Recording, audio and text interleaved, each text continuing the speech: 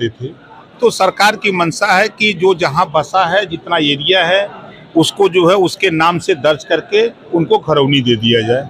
और उसमें कुछ चीज़ें और निहित हैं कि उस घरौनी से बैंकों से लोन लेने में तमाम कागज जमा करने नहीं हैं। उससे लोन लेकर के विकास के लिए वो दुकान खोले, रोजगार करना जो भी चाहे वो करे।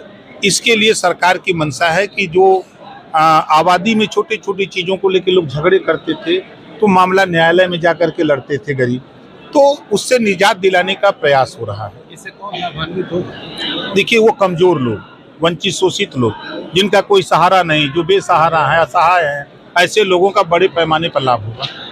लेकिन आप लाभ की बात कर रहे हैं, विपक्ष हमलावर लगातार है कि पीडीए की सुनी नहीं जा रही।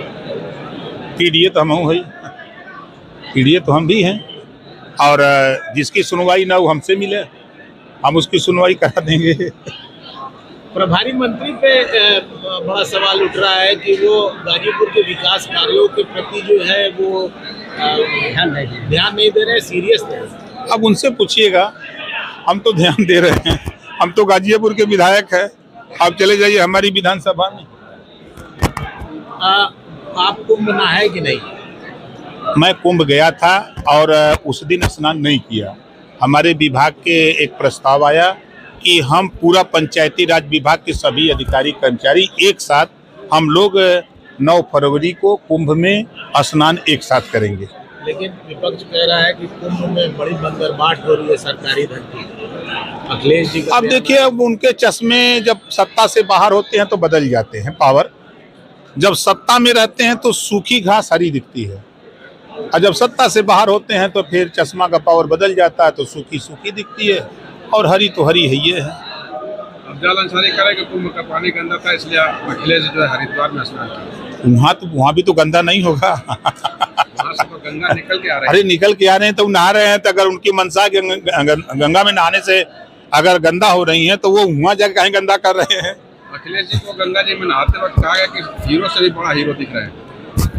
अब भाई, अब उनके लोग उनको कुछ भी बता सकते हैं। अखिलेश जी की फोटो देखा आपने नहाते वक्त हरिद्वार में? हाँ देखा। कैसी लगी? अच्छी लगी। हीरो की तरह? नहीं, अच्छी लगी। जैसे गंगा जी में लोग नहाते हैं, कहीं नहाते हैं तो नहा के जब डुबकी लगा के निकलते हैं तो अच्छा दिखते हैं।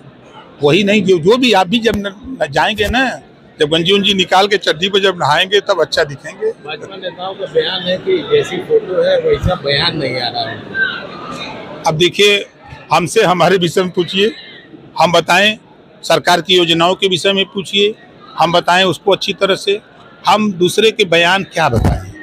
सबके बयान, सबकी सोच अलग अलग है। कुंभ में मुलायम सिंह के प्रतिमा की बड़ी चर्चा हो रही है। होनी चाहिए चर्चा। धरती पुत्र रहे, नेता रहे हैं, 4 बार मुख्यमंत्री रहे हैं, तो चर्चा तो होनी चाहिए। किसान यूनियन के नेता राकेश टिकैत ने कहा है कि कुंभ में बड़ी अच्छी व्यवस्था है।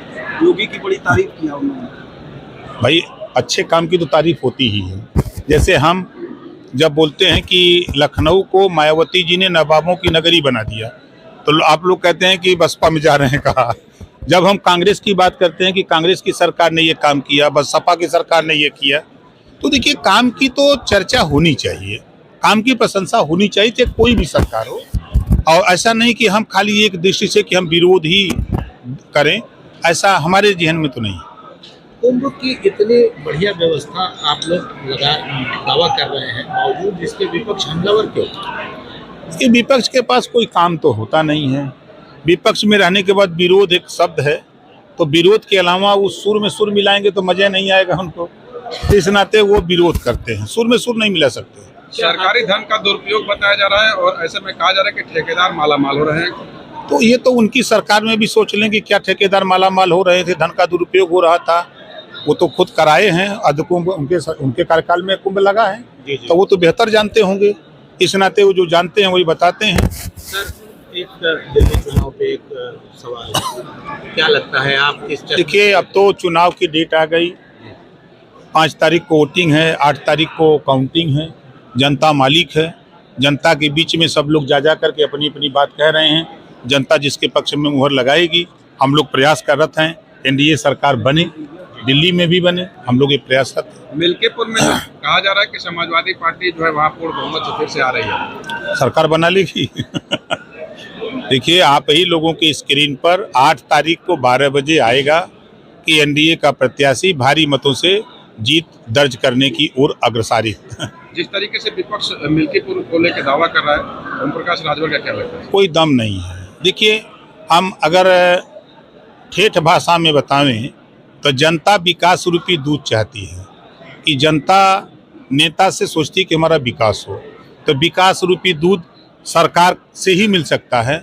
अब सरकार तो दुधारू गाय लेके घूम रही है, अरे विरोधी लोग ठाठ गाय लेके घूम रहे हैं, तो ठाठ गाय दूध देगी? ये जनता जाना था। आप कह रहे हैं कि दम नहीं है, लेकिन अफजाल अंसारी कह रहे हैं कि नहीं, दम है। अब की बारी समाजवादी पार्टी का झंडा फिर चढ़ेगा। अब देखिए, अब तो 5 को वोटिंग है, 8 को काउंटिंग है, तो दूध का दूध पानी का पानी तो 8 को हो ही जाएगा। प्रकाश राजभर ने मिल्कीपुर में एनडीए का समर्थन 2 किया। सभा कर चुके, समर्थन की बात करें 2 सभा कर चुके। वहाँ जनता प्रायश्चित कर रही है कि हम लोगों ने लोकसभा में गलती की है और उस प्रायश्चित को हम लोग दूर करना चाहते हैं। इस बार हम लोग एनडीए प्रत्याशी को वोट दे करके हम लोग उससे निजात चाहते हैं। ओम प्रकाश जी, एक छोटा सा सवाल, गाजीपुर की जिला पंचायत में काफी इस वक्त हंगामा चल रहा है, बैठकें नहीं हो रही हैं, इस पर आप इसको किस नजरिए से देखते हैं? नहीं, देखिए, सदन चर्चा का विषय, चर्चा के लिए बना है। सदन में लोगों को अपनी बात कहना चाहिए। अगर किसी को कोई दिक्कत हो तो जिला पंचायत अध्यक्ष से टाइम लेकर के बैठ करके वार्ता कर लेनी चाहिए। अब अगर मन बनाए हो कि हम विरोध करेंगे, तो विरोध से तो कोई कुछ होता नहीं है, कोई काम विरोध से नहीं क्या होता। लगता है जिला पंचायत अध्यक्ष की सीट खतरे में है? कहाँ खतरे में? 2/3 कहाँ मिलेंगे? अब ऐसा कानून बन गया है कि वो फेल रहेंगे सब।